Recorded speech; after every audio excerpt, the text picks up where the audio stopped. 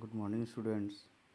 आज के इस लेक्चर सीरीज में हम लोग कैड कैम के उपयोग से सतह ठोस प्रतिरूपण के बारे में स्टडी करेंगे। Surface solid modelling using CAD CAM, कैसे हम कैड कैम के प्रयोग से सरफेस मॉडलिंग करेंगे। ठीक है, तो सबसे पहले हम देख रहे हैं कि सॉलिड मॉडलिंग में पैरामेट्रिक और गैर पैरामेट्रिक के सतह का first of all we introduce the surface.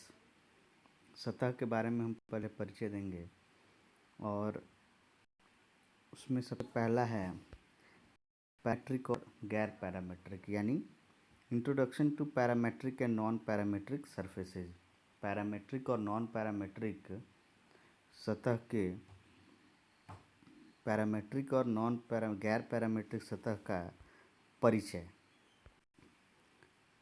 तो सरफेस मॉडल एक प्रकार की 3 डायमेंशनल मॉडल है जिसमें कोई मोटाई नहीं होती है। ये model automobile industries, aerospace industries, plastic industries, medical science जैसे उद्योगों में व्यापक रूप से प्रयोग में लाए जाते हैं। अब हम बात करते हैं कि जो हमारा ठोस मॉडल और सतह मॉडल के बीच एकमात्र अंतर यह होता है कि ठोस मॉडल के द्रव्यमान यानी हम वेट के गुण होंगे, लेकिन सतह मॉडल में ये गुण नहीं उपलब्ध होता है।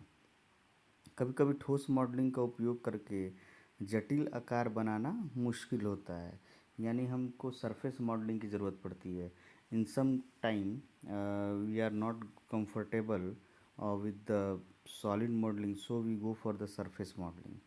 हम जो है कॉम्प्लेक्स मॉडल डिज़ाइन में हम क्या करते हैं, कॉम्प्लेक्स डिज़ाइन में हम मॉडलिंग का सॉलिड मॉडलिंग का उपयोग ना करके सतह मॉडलिंग का उपयोग करके हम आसानी से बना देते हैं, फिर उसे हम मॉडल में परिवर्तित कर देते हैं। तो अब हम यह देख रहे हैं कि इसके 2 टाइप हो सकते हैं। सतह को समीकरण के समूह द्वारा हम वर्णित करते हैं या दर्शाते हैं।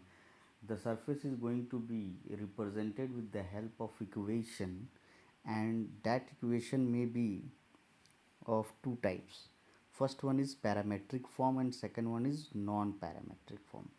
तो हम पहले पैरामेट्रिक फॉर्म की बात करते हैं कि पैरामेट्रिक फॉर्म में हम क्या देखते हैं।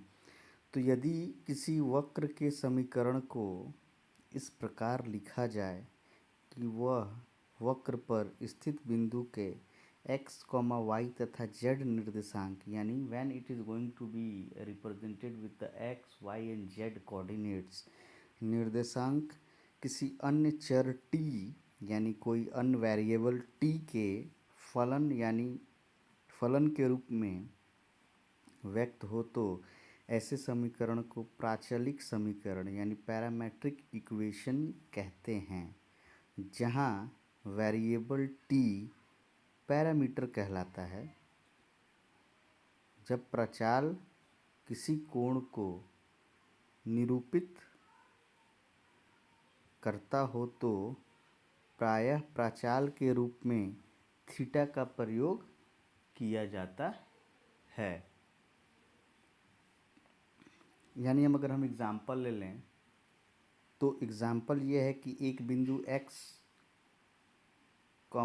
y, there is a point which is going to be represented by x in the x axis and y in the y axis। तो एक वृत्त की परिधि पर x अक्ष से थीटा कोण पर स्थित है, तो वृत्त का केंद्र 0 0 है और त्रिज्या अगर हमने 1 यूनिट माना, तो पैरामेट्रिक रूप में हम इसे किस प्रकार वर्णित करेंगे, x बराबर कॉस थीटा, यानी x डायरेक्शन हमारा कॉस कंपोनेंट होता है यानी cos theta and y direction is sine theta. तो पैरामेट्रिक सतहों में 2 वेरिएबल का एक vector value function P U भी नियमानुसार प्रयोग किया जाता है। यानी फंक्शन पी यू भी का है तो हमारे जो कोऑर्डिनेट्स होंगे वो एक्स, वाई और जेड होंगे, और एक्स यू भी एंड जेड यू भी। यू जो लाई करेगा वो मिनिमम से मैक्सिमम के बीच में लाई करेगा, और भी जो लाई करेगा वो मिनिमम से मैक्सिमम से लाई करेगा। तो मेन जो फैक्ट हम यहाँ समझने की कोशिश कर रहे हैं, पैरामेट्रिक फॉर्म इक्वेशन हम किसे कहते हैं। तो हमने ये देखा कि किसी वक्र यानी किसी आर्क के इक्वेशन को हम इस प्रकार लिखें कि बिंदु एक्स वाई जेड कोऑर्डिनेट किसी अन्य फलन टी के रूप में व्यक्त हो, यानी when we are going to represent the coordinates x y z in the three direction, that is x, y and z, then the equation we obtain is called parametric equation, where t is the प्रचाल, t is the parameter। और हम लोगों ने कैसे represent किया, तो x component को cos theta, y component को sin theta, और वो u v का फंक्शन हो गया, ठीक है।